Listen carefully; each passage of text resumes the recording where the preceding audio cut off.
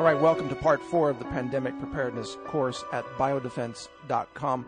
By the way, I should mention, feel free to share this audio. This is being put out for free because it's such urgent information for humanity. Many people can use this information to literally save their lives. So I made a conscious decision not to charge for this, not to even require registration, and even to openly call for people to share these audio files on torrent websites. Share them anywhere you want. Just if you do share them, give credit to biodefense.com so that other people can find this information. And this information is advertiser supported, as you probably noticed. There are some ads on the website, but I love that model because people can decide whether they want to pay any attention to the ads or not. It's their choice. And because I believe in freedom of information and freedom of choice, this is the perfect way to present this information. If it is successful enough in reaching a large enough number of people, I will continue to put together more preparedness, survival, and even permaculture courses in this same format. Right now, I'm working on some really amazing permaculture technology that I'll be sharing with the world next year in 2015. And by the way, if you're wondering who this is Mike Adams, the Health Ranger, the editor of naturalnews.com. Now, in this section, part 4 of the pandemic preparedness course, I'm going to talk about the government response to pandemics and also secondary failures of infrastructure. Now, coming up in this course, I am going to list the specific antiviral herbs that you can acquire and that you can grow yourself, some of them, that you really need to have on hand. Remember that we are dealing with a situation here where modern medicine, as much as it has saved many lives with antibiotics over the years, has really reached a dead end. It has no solutions for today's pandemic outbreaks. Even when it does come up with vaccines, these vaccines are often worthless because they're outdated, or even sometimes the vaccines themselves are dangerous. Some vaccines contain live viruses that haven't been properly weakened. We covered this on Natural News with the Baxter company accidentally shipping out live viruses to be put into flu shots. That's why sometimes flu shots cause the flu. That's why polio shots sometimes cause polio-like symptoms. That's why some vaccines are actually dangerous. Not all of them, but some of them are. So even if there is a vaccine that is put out there and really heavily pumped up by the media, by the CDC, by the vaccine industry, that's no guarantee that the vaccine is going to work or that it's even going to be safe. Everybody needs a backup plan that doesn't depend on government and that doesn't depend on the corrupt criminal pharmaceutical companies, most of which have actually been found guilty of multiple felony crimes, including Pfizer, by the way. So in looking at the typical government response to a pandemic, we have really two competing interests in government. One faction of government wants to completely downplay any pandemic. They don't want people to become fearful. They don't want social chaos. They don't want anyone to really know the truth because there's nothing they can do for the public, really. If the situation is bad enough, so bad that really a lot of people are going to die, such as, let's say there's a giant asteroid heading toward Earth that's going to slam into the Atlantic Ocean, government won't tell you about it until they have to, until it's obvious. Giant rock in the sky, hey, everybody notices. They're not going to say anything until it's so late that you can't do anything about it. Why? Because you can't evacuate the entire eastern seaboard of the United States. You can't evacuate the United Kingdom. It's impossible, so they won't even bother telling you about it. All they're going to do is have an action plan for cleaning up the aftermath of the disaster. So if there is an Ebola outbreak, or even, let's say, a deployment of a weaponized Ebola by an enemy of America, such as, a terrorist group, or maybe even an enemy nation like Russia or communist China, for example. Suppose they drop weaponized Ebola over, Seattle or New York. The government is probably going to downplay that for a number of reasons. Number one, they don't want to admit that their national defenses can be easily broken or penetrated by these enemy nations. Secondly, they don't want people to panic, and they don't want people to not trust in government. This is a crucial issue. Big government survives based on faith primarily. Government is not really that efficient at providing services, and it certainly isn't good at accounting for costs or spending taxpayer money. Government exists primarily based on faith. And if people lose faith in the government, then the government is at risk of maybe an internal political overthrow, someone sweeping in and taking over, or even outside reforms, or even revolutions, as history has shown. So government's going to be, or certain factions of government are going to be very reluctant to admit to any kind of a failure to control their own borders or control the health of the nation. But now there's another faction within government that wants to hype up infectious diseases as much as possible. This is the CDC and the FDA, both of which are really just hoard out, criminally corrupt propaganda arms of the vaccine industry. And as whores of the vaccine industry, they are out there to try to create as much fear and panic as possible so that they can then prop up the stock prices of drug companies, which most of these people are invested in. People who work for the CDC and the FDA have all kinds of financial ties to big pharma. And then they also want to redirect government money into funding big grants, multi-million-dollar grants to these drug companies to develop vaccines for the pandemic so that the vaccines can be mandated across the population and thereby generate billions of dollars in revenue for these drug companies. We saw this with the swine flu pandemic, which was a fake pandemic that the CDC and the WHO both really exaggerated, wildly exaggerated the outbreak in order to get nations of the world to purchase billions of dollars worth of vaccines, which they ended up later having to hire other companies to dispose of because they didn't even need all those vaccines. In fact, that outbreak just kind of petered out and wasn't a big deal at all. So when you look at government's response to this, you have to think about whose statement are you listening to and what branch of government is it coming from. Department of Homeland Security will tend to downplay threats to the nation for the reasons I mentioned earlier. They don't want to look weak or vulnerable. CDC and FDA will tend to exaggerate the risk of harm from pandemic outbreaks because they want to promote vaccine sales, government grants to vaccine research companies, and anything that will financially benefit big pharma. So keep that in mind as you look at government's response to this.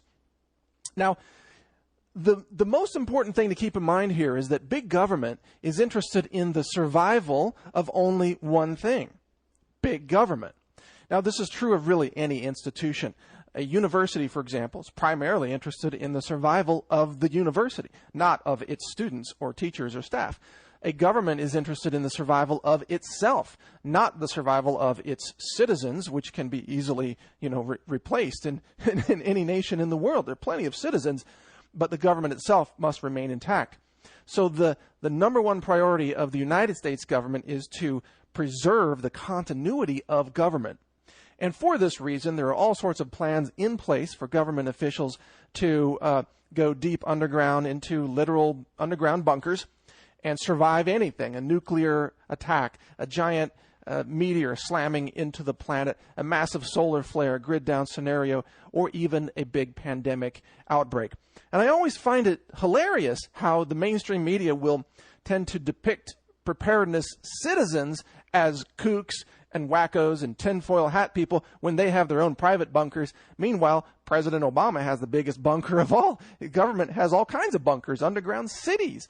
In fact, and of course, that's not considered wacko by the mainstream media. So they're very selective about who they consider to be crazy just based on how big your bunker is. The bigger your bunker, the more sane you are, according to the mainstream media, because the government has the biggest bunkers of all. Now, in order to preserve itself, the government has lots of plans in place. Most of these plans are secret. Some of them have been made partially public because they have been codified through the signing of executive orders. So President Obama and other presidents before him have signed numerous executive orders. These executive orders essentially say, in summary, that the government can suspend the entire Bill of Rights, and they own you, and they own everything that you think you own, including all your property, all your food, all your gold. They control everything, and they can restrict any right that you think you have. And if you don't believe me, then just look up some of the executive orders that are on the books and see how government has already laid claim to all seeds, cattle, tractors, fuel, firearms, ammunition, medical supplies, land, water, everything, and even people. And one of the most relevant executive orders to a pandemic preparedness context is the one that was recently signed over the summer of 2014 by President Obama, which stated that any person who is symptomatic in public, in other words, coughing or sweating or just looking sick, and might be carrying an infectious disease, can then be quarantined at gunpoint by the federal government, which means government guys show up, they say, we're quarantining you, come with us. They can shove guns in your face, they can put you in handcuffs, they can do whatever that they want to do. They can throw you into a quarantine center. Now, this quarantine concept, it's crucial to understand how government thinks about quarantines. Now, I'm going to first explain this from the point of view of government.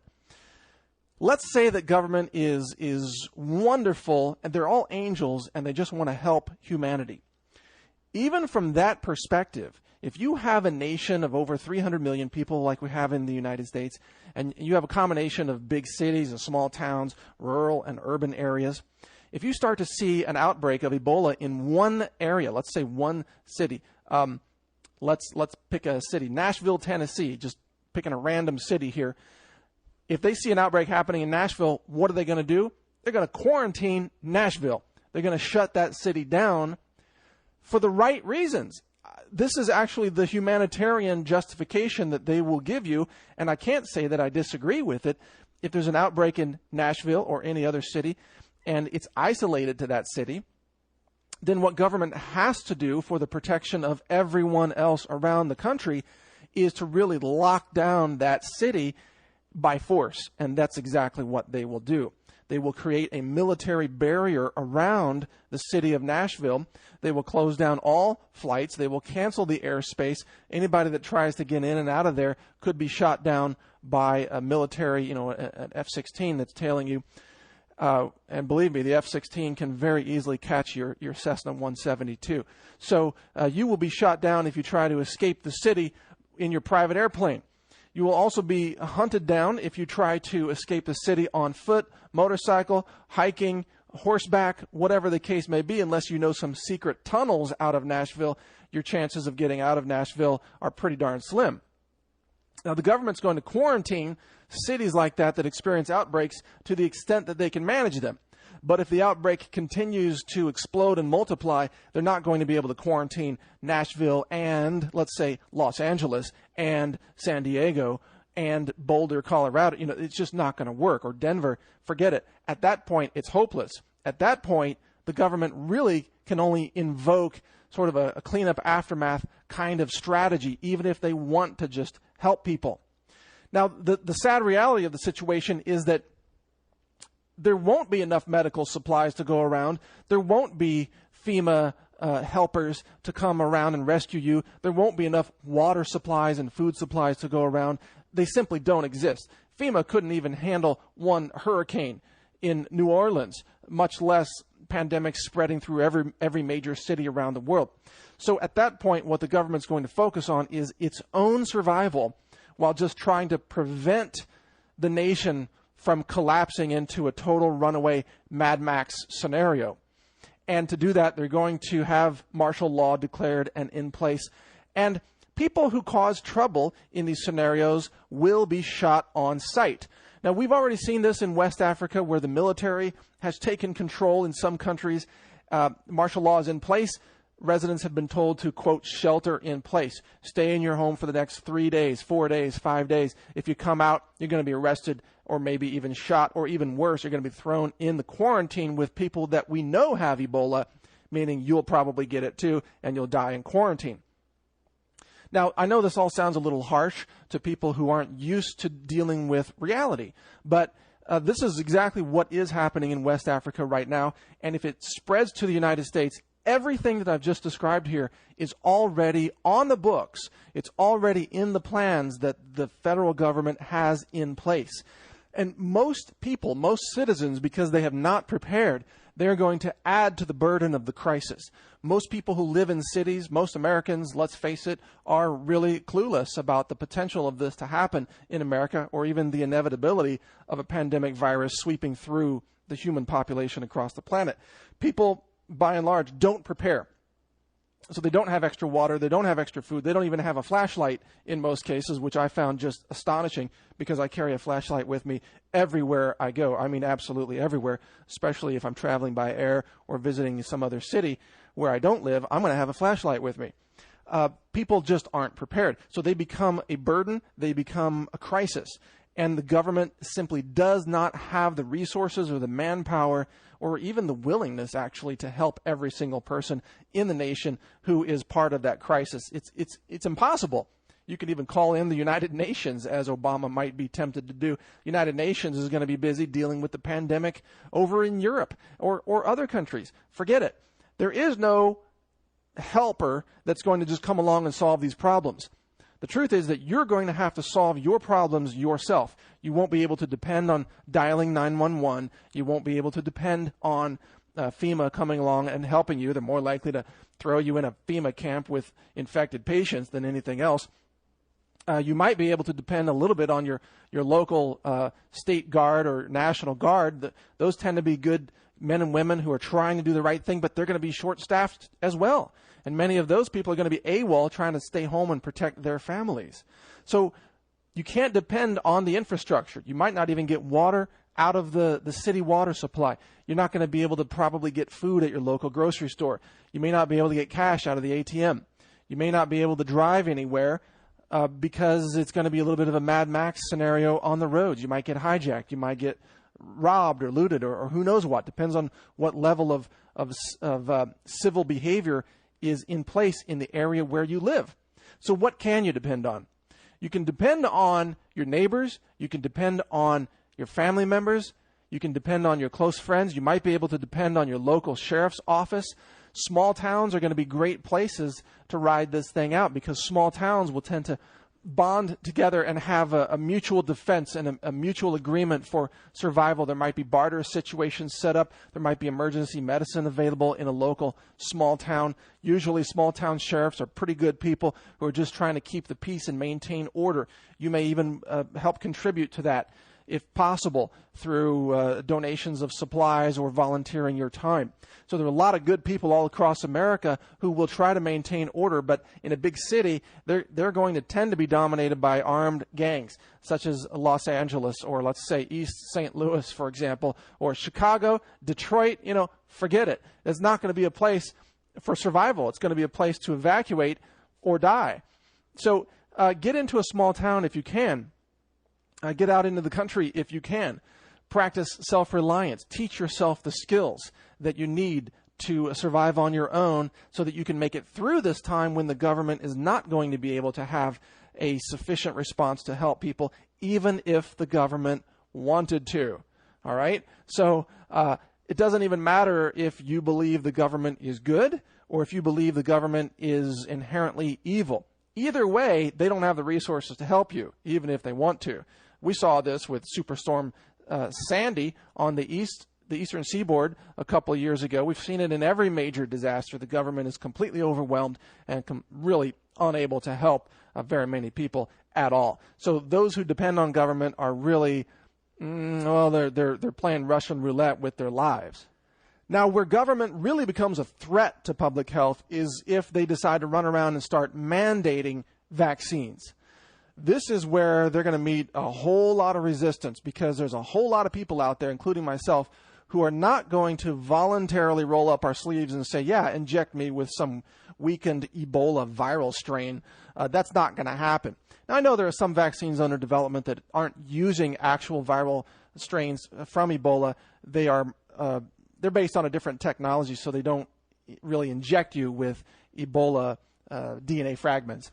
But history has shown that we can't trust these vaccines. The CDC, for example, is still involved in this massive cover-up involving Dr. William Thompson, who openly admitted to committing vaccine fraud or scientific fraud at the CDC to cover up the links between the MMR vaccine and autism in young African-American children. We've published detailed letters from Dr. Thompson on naturalnews.com that you can see to back that up, and he's made a public confession admitting all of that. The CDC still refuses to acknowledge that that ever happened. The CDC will lie to you about vaccines. They will say mercury is safe. So why wouldn't they say that a deadly Ebola vaccine that that has, let's say, I don't know, a 1% faulty rate where 1 out of 100 people who get injected with it actually accidentally get some live Ebola virus, do you think the CDC would admit that? Of course not.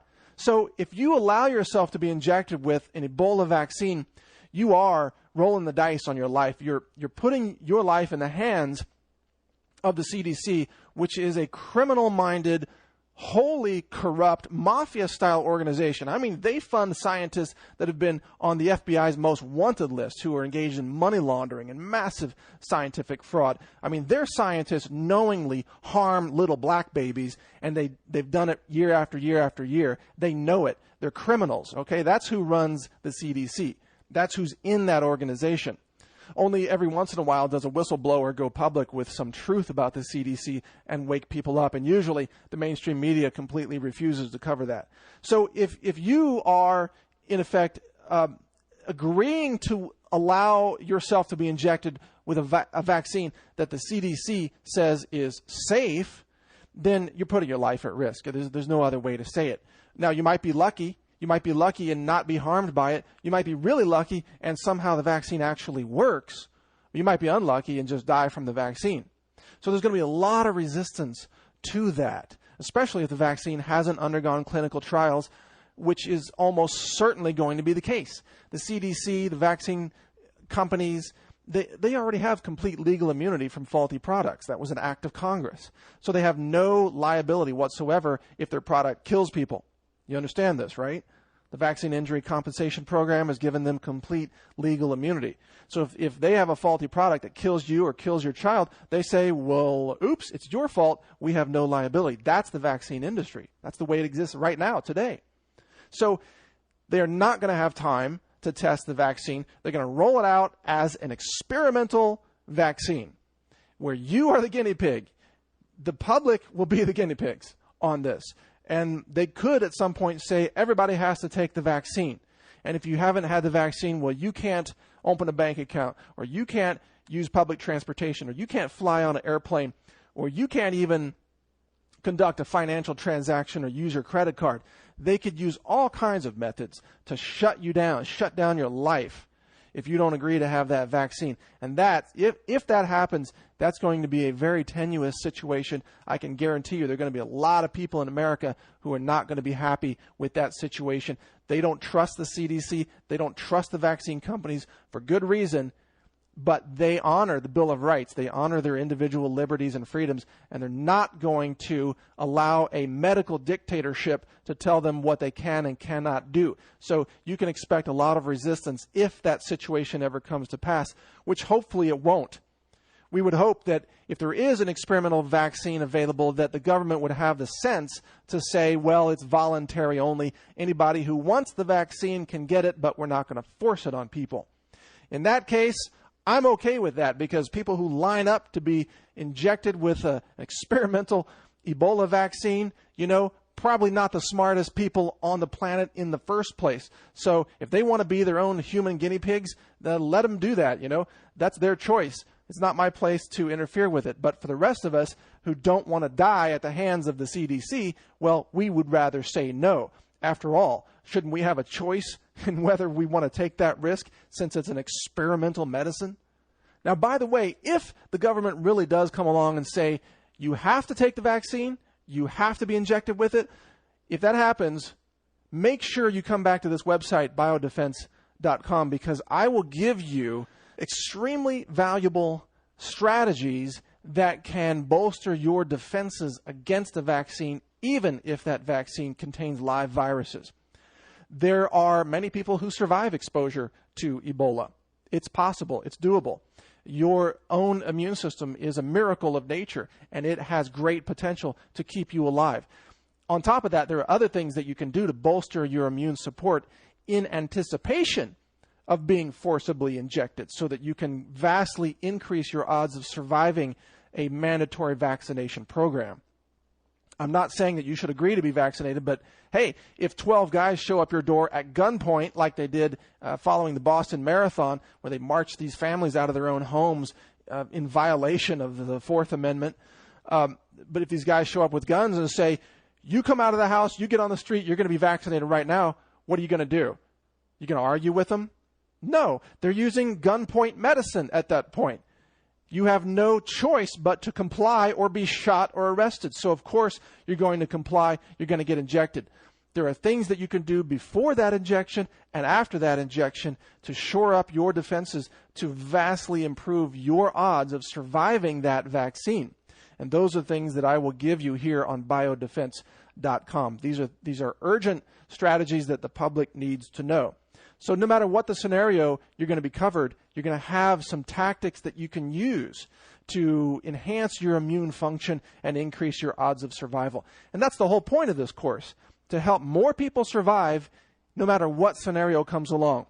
If there's no vaccine, here's what you can do. I'll lay it out for you in this course. If there is a vaccine, you can always say no to the vaccine, and you can use these other alternatives. Or if you choose to say yes to the experimental vaccine, here are some other things that you can do to increase your odds of survival. So no matter what scenario comes around, you've got options. You've got ways to boost your odds of living through this so that you can contribute to society, the rebuilding of society that would take place afterwards.